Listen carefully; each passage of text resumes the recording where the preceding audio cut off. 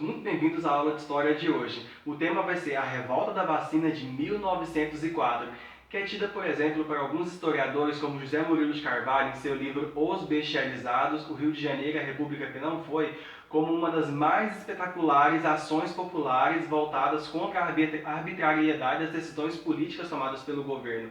Essa parte da história conta com personagens interessantíssimos que realmente existiram, como por exemplo o líder carioca popular, o Prata Preta, o médico bacteriologista que é o Oswaldo Cruz, o presidente Rodrigo Alves, o prefeito Pereira Passos no Rio de Janeiro.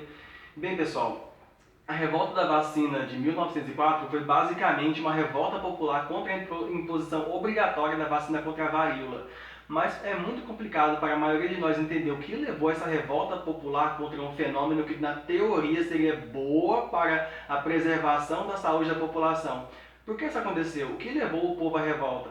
Para entendermos isso, precisamos entender um contexto muito anterior à revolta da vacina de 1904. Precisamos voltar a 1902, durante a eleição do Rodrigo Alves para presidente da República no Brasil. O Rodrigo Alves, ele quer modernizar a capital do Brasil, que até então Rio de Janeiro, que é praticamente onde os olhares do mundo se dirigem quando se trata do Brasil. Ele queria modernizar a capital ao estilo da Belle Époque francesa, da Belle Época francesa, criando no Rio de Janeiro, na capital do Brasil, uma até então versão francesa, ou seja, uma Belle Époque brasileira. Para isso, o Rodrigo Alves teve a ideia de iniciar essa mudança por duas fases. Primeiro, destruindo os cortiços que se concentravam no centro do Rio de Janeiro para alargar as ruas, construir ruas mais largas e permitissem que os setores se comunicassem no Rio de Janeiro, e logo depois melhorar as condições de saneamento básico do Rio de Janeiro, eliminando a quantidade de lixo que existia e diminuindo a grande quantidade de doenças. O problema principal nessa parte é a forma como o governo Rodrigo Alves, que é o presidente do Brasil, e o prefeito do Rio de Janeiro, que é o Pereira Passos, vão executar essas ações. Bem, primeiramente, o Rodrigo Alves, com o auxílio do Pereira Passos, que é o prefeito da cidade do Rio de Janeiro, vai ordenar com que as forças militares despojem todas as pessoas que moram nos cortiços. Como assim? Ele vai ordenar com que essas pessoas saiam dos seus imóveis, que são os cortiços, que é onde se concentra a maior parte da população pobre no Rio de Janeiro, principalmente a população negra, de ex-escravos ou descendentes dos ex-escravos que acabaram de sair da escravidão. Essas pessoas vão ser desalojadas, vão perder suas casas, essas casas vão ser derrubadas, esses cortiços, são as residências deles, vão ser derrubadas para a construção de avenidas mais largas e para o alargamento de avenidas já existentes. Também vão permitir que alguns bairros comuniquem-se uns contra os outros. A população vai ficar revoltada com a violência desse despojo, dessa expulsão dos seus lares. E principalmente que essa população vai ficar desnorteada, ela não vai ter para onde ir. Para onde essa população pobre, que já tem tão pouco, vai? A maior parte deles vai ser obrigada a ser empurrada para as piores partes do Rio de Janeiro, aos grandes morros. Essas pessoas vão construir casas, habitações em locais totalmente irregulares, originando o que hoje vão ser as favelas, que predominam na paisagem do Rio de Janeiro atualmente. Mas não só do Rio de Janeiro, mas também de São Paulo, que é um processo distinto que vale a pena ser discutido no outro vídeo. O segundo passo, que vai ser o estopim para a revolta da população, vai ser as medidas sanitárias tomadas pelo governo Rodrigo Alves através do Oswaldo Cruz. Beleza, pessoal.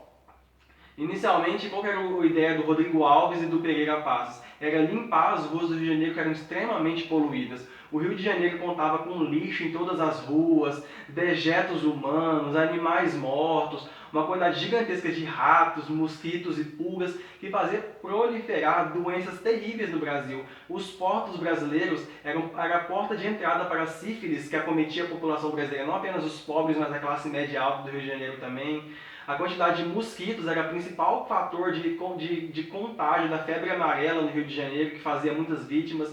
A quantidade gigantesca de ratos que aumentavam nos lixões das ruas do Rio de Janeiro fazia com que a pulga do rato, que é o principal vetor da transmissão da peste bubônica, se espalhasse igual fogo, disseminasse igual fogo pelo Rio de Janeiro.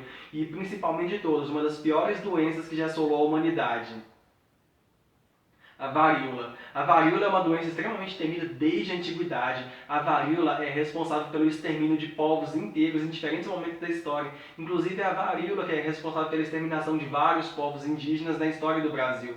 E a varíola é disseminada pelo Rio de Janeiro, e essa doença ela não faz distinção entre os pobres e ricos. Inclusive, é interessantíssimo estudar essa questão da varíola, não apenas no contexto brasileiro, mas no contexto histórico, para quem pretende fazer o Enem esse ano, que obviamente vai fazer alguma referência histórica, por exemplo, que tenha coincidência com a questão do coronavírus atualmente.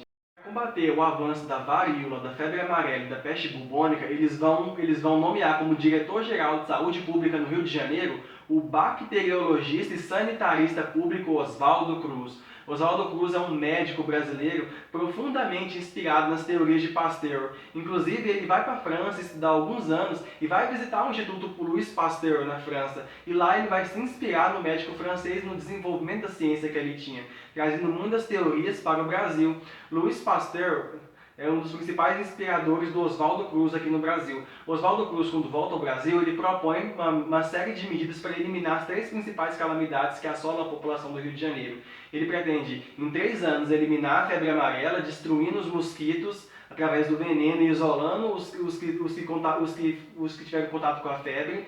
Ele pretende eliminar a quantidade de ratos que habitam as ruas do Rio de Janeiro. Inclusive, uma das medidas do Oswaldo Cruz para isso vai ser pagar para a população do Rio de Janeiro uma quantidade de dinheiro para aqueles que trouxer ratos capturados. Infelizmente, o tiro sai pela culatra. Como aquela população é majoritariamente pobre, 80% deles analfabetos, eles infelizmente vão ter que recorrer a criar ratos em cativeiro para vender ao Estado para obter dinheiro. Então, em vez de estar diminuindo a quantidade de ratos, a medida estava aumentando a quantidade de ratos. E o rato é o portador da pulga que faz com que a pessoa contraia a peste bubônica.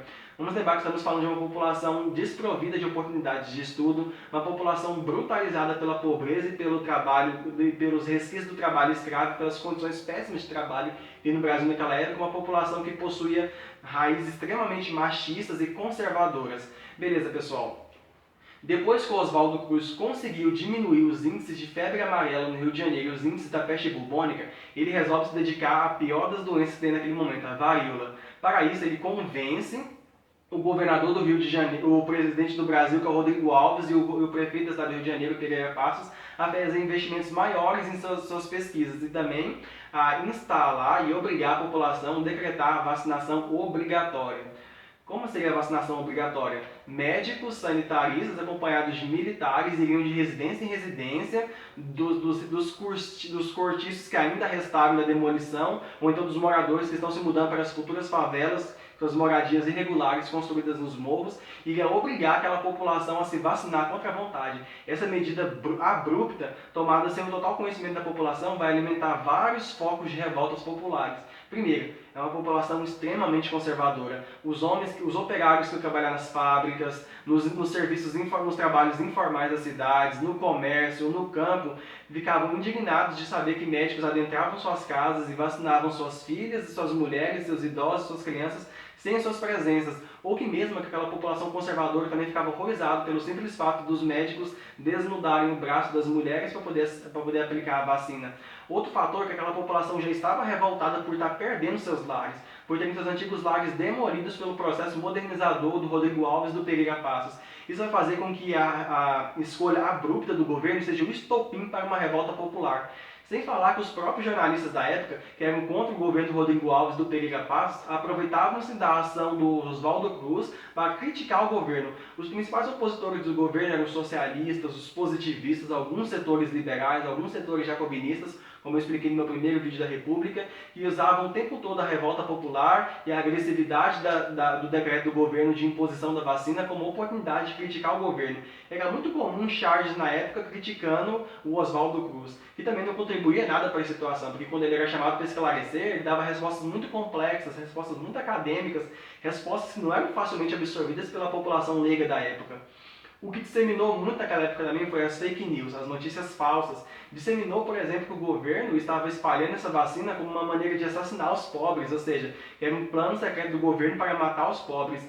E essa fake news não era apenas coisa de pessoas com baixo estudo. Essas fake news atingiram até mesmo a classe média alta da sociedade do Rio de Janeiro. Foi o estopim. A população saiu nas ruas quebrando tudo, montando barricadas, destruindo veículos. Uma das principais figuras populares, o líder popular, que ficou muito popular na época, é o chamado de Prata Preta. Prata Preta era um capoeirista carioca que se destacou durante a revolta da vacina por ser um líder popular carismático e que vai mobilizar as classes sociais para enfrentar os soldados na rua e fazer o quebra-pau na cidade do Rio de Janeiro. Bem, pessoal, No final da revolta, houve um saldo de vários feridos, vários mortos e centenas de presos. Inclusive, o próprio Prata Preto vai ser preso pelas tropas do governo. Só que o seu destino é incerto. Ninguém sabe o que aconteceu com o Prata Preto depois disso. De alguns dizem que ele foi preso no Acre, outros dizem que ele foi morto, outros dizem que ele foi preso depois foi morto momentos depois. Não sabemos o que aconteceu com ele. Essa revolta, pessoal, no final das contas, ela trouxe alguns resultados positivos, como, por exemplo, o governo percebeu que impor uma situação à força para a população era complicada, porque essa população é capaz de mobilizar-se para ter os seus direitos reafirmados perante o poder do Estado, e o governo começou a perceber que era importante, antes de impor uma medida bárbara e bruta como essa, incentivar campanhas de conscientização da população quanto aos benefícios de uma vacinação para eliminar as doenças que ceifam suas vidas. Por outro lado, pessoal, o processo de urbanização, o processo modernizador que vitimou essas pessoas pela destruição dos seus lares e empurrando para as favelas, não acabou. Os cortiços foram destruídos, as populações foram empurradas para as regiões dos morros, onde elas vão construir moradias irregulares que vão se transformar nas futuras favelas, e elas não foram indenizadas nem nada pelo Estado.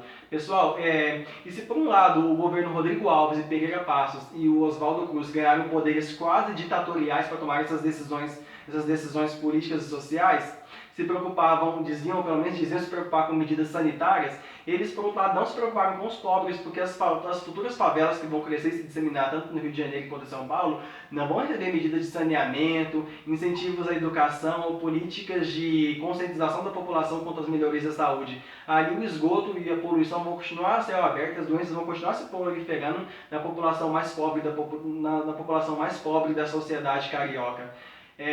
Então, pessoal, essa foi a revolta da vacina. Um exemplo de uma população que, mesmo afastada dos mecanismos formais de participação política, uma população, na sua maioria, analfabeta, desprovida de escolaridade, brutalizada pelas condições deixadas pela escravidão e pelas péssimas condições de trabalho da época, uma população que não podia participar do processo de eleição do país, uma população que não podia participar da democracia representativa liberal e positivista da época, ainda assim mostrava-se como uma população atenta às mudanças e tomadas de decisões políticas que muitas vezes influenciariam nas suas vidas. Bem, pessoal, esse foi a revolta da vacina de 1904. Se você gostou desse vídeo, acha que ele pode ajudar nos seus estudos para o Enem, demais vestibulares ou provas escolares, ou acha que ele pode ajudar o seu colega que está estudando, então deixa aquele seu joinha ou compartilhe o vídeo e se inscreva no canal. Você me ajuda demais e me incentiva a poder voltar aqui e gravar mais vídeos. Sem falar que dessa maneira, você faz com que o meu canal possa alcançar mais pessoas e que meu trabalho aqui seja produtivo. Obrigado por você que assistiu até aqui, daqui a pouco a gente volta.